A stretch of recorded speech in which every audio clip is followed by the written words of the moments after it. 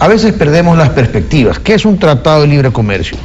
Hay productos de un país que para llegar a otro país tienen que pagar un arancel.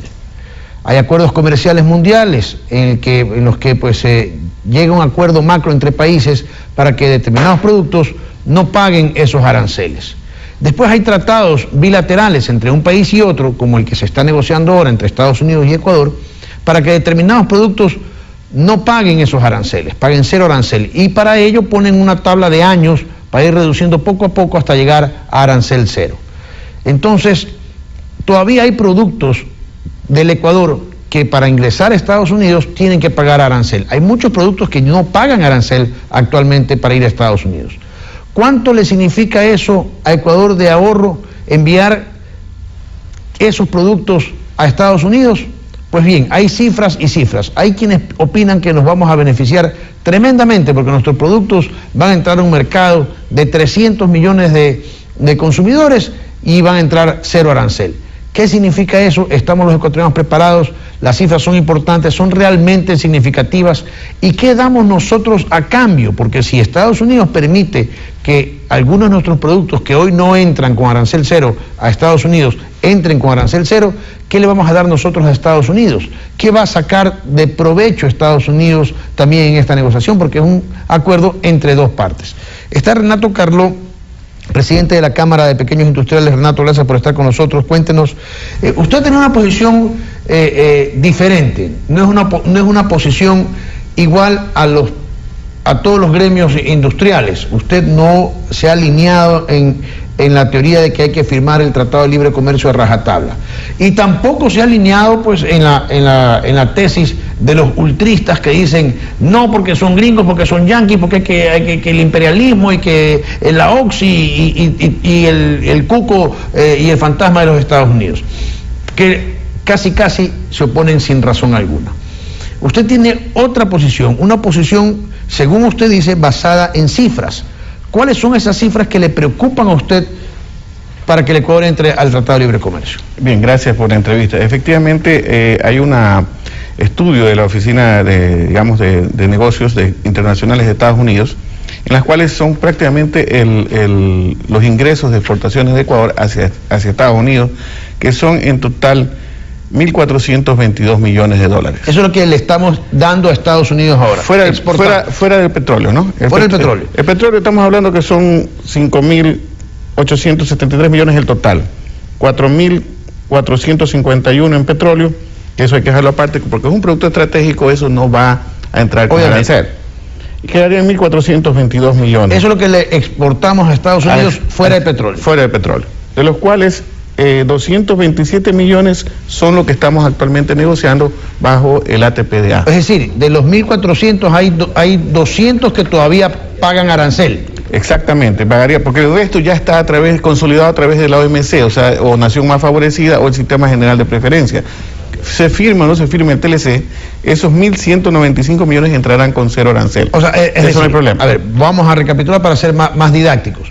De los 1.400 millones, actualmente 1.200 entran 0 arancel y 200 millones tienen arancel y es lo que estamos negociando. Exactamente, para que entren sin arancel. Y sobre esos 200 millones que actualmente entran con arancel, ¿cuánto pagaríamos? ¿Cuánto nos ahorraríamos si no pagan arancel? A ver, pagaríamos si no firmamos el TLC. O sea, actualmente estamos pagando... No estamos pagando, estamos bajo las preferencias arancelarias, entran con arancel 0.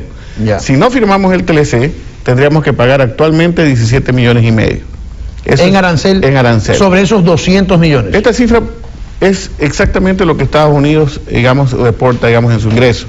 Que pueda variar algo, y aquí está la página web, de todas maneras, si quieren, contratar estos valores, ustedes tienen que entrar a la página general y luego entrar a Ecuador para que contacten estos valores. Ya. Renato, usted me está diciendo que el beneficio para los ecuatorianos, para esos exportadores, es de 17 millones de dólares. Correcto. Con una proyección... Nada más. Nada más, eso es todo lo que se está negociando. Con expectativa de crecimiento a medida que vaya avanzando. Exactamente, pero para poder crecer también tiene que usted colocar el escenario interno, en el cual, se permite hacer esa proyección, con una política de Estado de apoyo, a los exportadores, cosa que no existe. Y ese es el temor de ellos, de que como no existe, de pronto en el camino, vayan a tener problemas y ellos prefieren acogerse a esta negociación.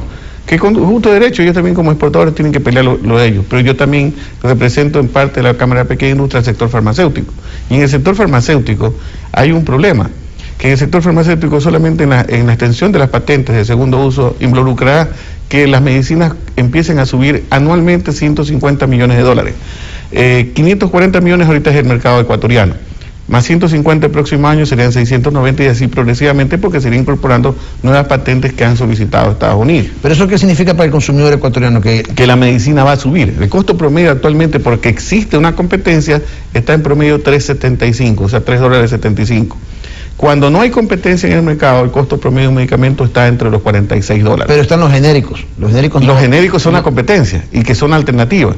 Entonces, ¿qué está haciendo Estados Unidos bajo este mecanismo? Pero los genéricos van a seguir existiendo. Pero solamente producidos por las multinacionales que no van a permitir que exista una competencia que autorregule el mercado. O sea, no va a haber genéricos producidos por laboratorios nacionales, sino solamente por las multinacionales y el costo de... ¿Pero en qué parte del Tratado de Libre Comercio? En el tema de propiedad intelectual. Ese es el tema, digamos, neurálgico en conjunto con el tema agrícola. Ahora, la parte agrícola, no se olvide que están hablando de que van a incorporar 120 millones de subsidios. No tienen ni los 120 millones, ni tampoco tienen la estrategia cómo colocar esos 120 millones. Dios quiera que lleguen, yo dudo que lleguen al que va a estar, digamos, va a salir perjudicado la negociación. En toda negociación hay ganadores y perdedores, estoy de acuerdo con eso. Pero no hay una política de Estado que nos permita proyectarnos de una forma diferente. Y yo lo que estoy, en desacuerdo es cómo se está negociando. Hay que estructurar el país. Se habla de agenda interna, de agenda de producción, pero todo está en meros hechos, puros libros. Aquí no hay acciones. Uno de los temas que se habló en las rondas de Washington, en las rondas de negociación, fue el tema de las aduanas. ¿Qué dijeron en las aduanas? Que tiene que, digamos, ser ágil, que ser transparente, que tiene que organizarse 48 horas. ¿Y qué pasó en las aduanas? Hablaba ayer con un compañero suyo de un medio de comunicación y decía que él tenía 7 años haciendo reportes sobre la aduana y la aduana no ha cambiado en nada. Tampoco ha cambiado ahora. Entonces, ¿dóde vamos? O sea, hay que cambiar el país y para cambiar el país... ¿Pero no piensa que esto es una especie de presión para que eso suceda? ¿Y cuántos años hemos tenido presión? Si aparte de esto del ATPDA, Estados Unidos voluntariamente hace 12 años dio esas preferencias arancelarias. Ha cambiado el escenario.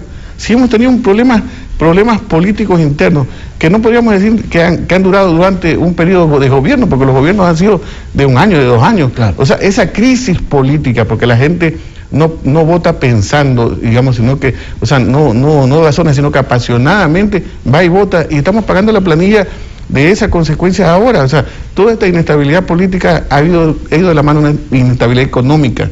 Entonces hay que arreglar el país primero.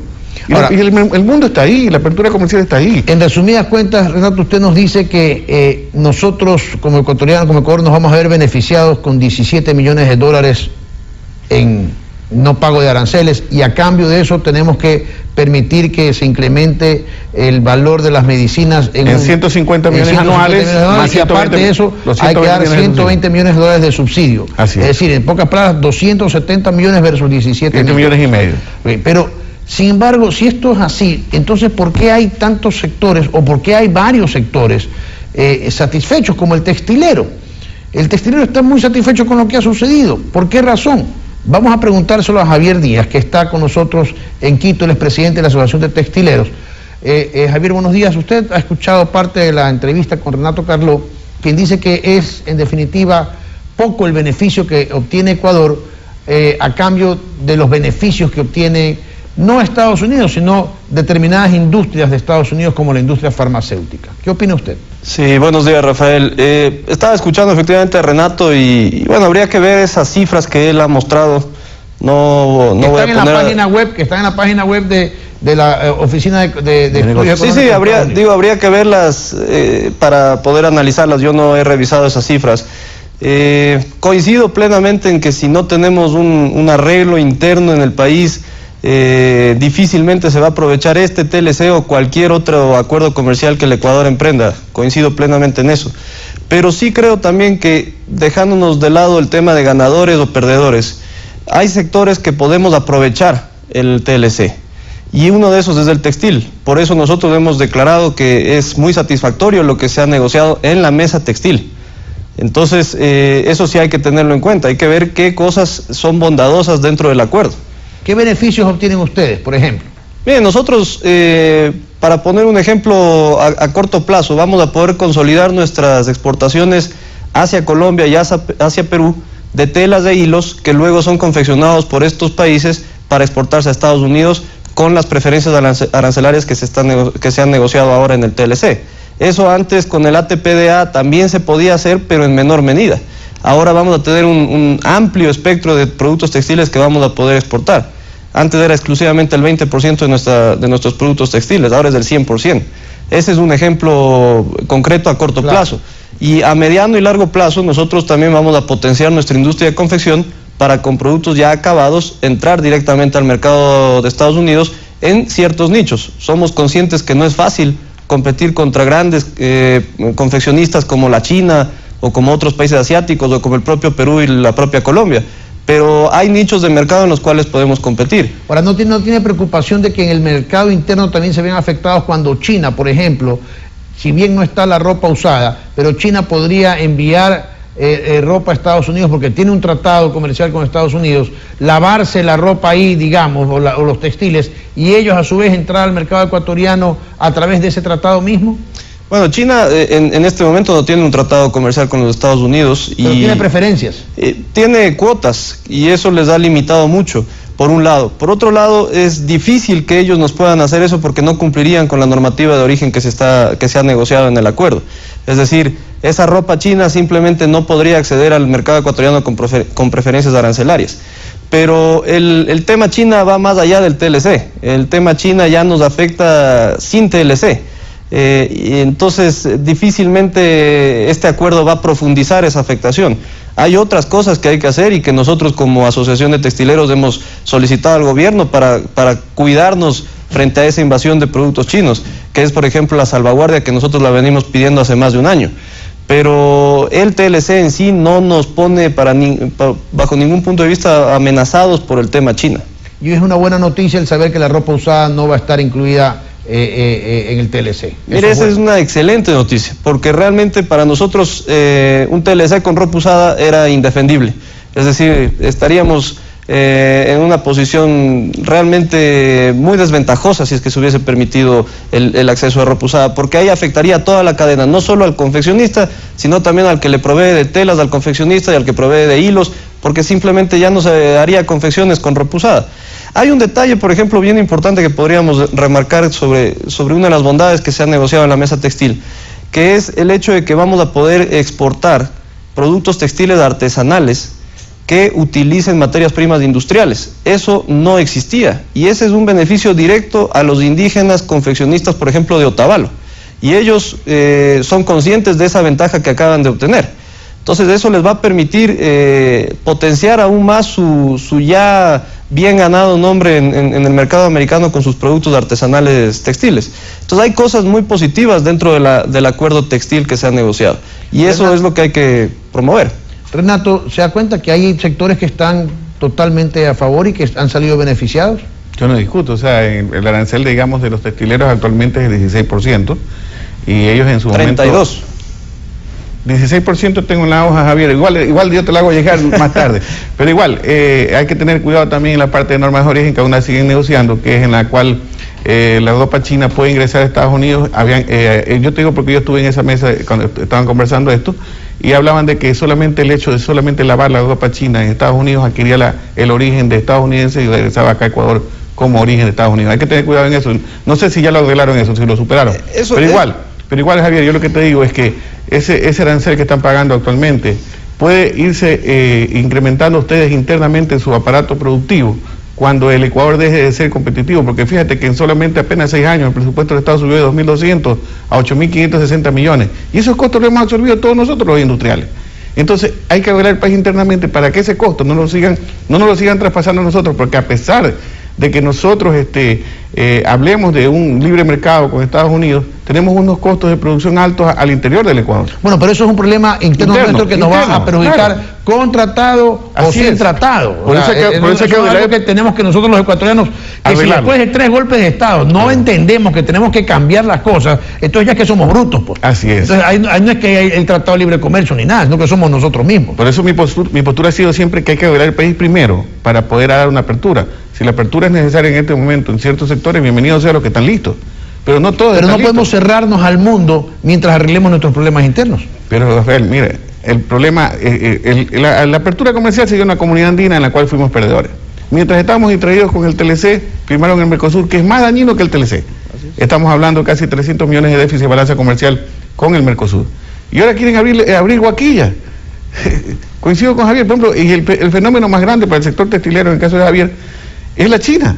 La China entra digamos, con contrabando, no paga aranceles, o sea, perjudica a todo el sector de ellos. O sea, hay un beneficio interno para los consumidores. Eso es un tema importante. Mientras ustedes los textileros están celebrando un tratado, mientras ustedes ven a futuro un negocio importante con Estados Unidos y ven un desarrollo para su industria que va a generar empleo, va a generar riqueza, al mismo tiempo tenemos competencia desleal cuando entra por contrabando, y ahí sí puede ser arancel, sin tratado, sin papeles, sin nada, entra de contrabando y obviamente tumba los precios. Eso, entonces, ¿de qué sirve tanto formalismo y tanto trámite, tanto negocio, si de un plumazo, a través de un contenedor, le tiran el precio abajo a los textiles? Claro, es que ahí volvemos al tema. Ya no estamos hablando de que el TLC sea bueno o malo, estamos hablando que dentro del país tenemos una serie de problemas que son los que realmente afectan al sector productivo. El caso que menciona Renato de la ley de Guaquillas, eso es simple y sencillamente ya legalizar el contrabando. O sea, ahora sí le vamos a dar una puerta abierta a los contrabandistas, a esos importadores, entre comillas, inescrupulosos, para que ingresen cualquier cantidad de productos a través de ese cantón. Entonces, definitivamente para nosotros es muy complejo competir contra esas dos realidades que son China y el contrabando. Es muy complejo porque son costos que definitivamente no se acercan ni siquiera a nuestro costo de producción, los precios de venta de esos productos. Ahora, Javier, ya en el contexto general, ¿cómo ve usted que el sector agrícola y el sector farmacéutico, que son los sectores más sensibles en esta negociación, cómo ve usted que se está manejando el tema? ¿Cree que puede el ejemplo de los textileros llevarse a esos campos? Es difícil responder eso porque obviamente el sector agrícola tiene sensibilidades muy importantes. El farmacéutico habría que analizar si realmente esos 150 millones de dólares van a aumentarse anualmente en los precios de las medicinas. Habría que revisar bien esa realidad porque hay estudios que dicen lo contrario. Entonces, pero bueno, ahí se entraría en una confrontación de cifras de los que están a favor y los que están en contra, que siempre tienen sus sesgos. Pero en el caso agrícola es evidente que hay que ver cómo proteger esas sensibilidades, por un lado dentro de lo que se está negociando en esta semana, y por otro lado también buscar alguna alternativa como Estado para de alguna manera dar una ayuda o buscar algún esquema que permita a los agricultores que salgan afectados reinsertarlos en la actividad productiva, ya sea en esos mismos productos que actualmente hacen o en otros, como han hecho los países tal como Chile, por ejemplo. Ellos se dieron cuenta, por ejemplo, el caso textil. Chile, en caso textil, dijo, nosotros no tenemos potencial. Entonces las textileras chilenas prácticamente cerraron y migraron a otros negocios de la pesca, etcétera, con ayuda obviamente del Estado y además con un plan de gobierno muy claro y a largo plazo, que eso es lo que falta de este país. Esa es la famosa agenda interna que siempre se está diciendo que hay que hacerla. Entonces yo lo veo desde ese punto de vista. Gracias, Javier, gracias, Renato. Han sido las expresiones del presidente de la Cámara de Pequeños Industriales y el presidente de las industrias textileras del Ecuador. Este tema del TLC lo vamos a tratar toda la semana con debates con altura, con exposiciones, para que el público y el país conozca de qué se trata y pueda tener su propio criterio. Hacemos una pausa y regresamos.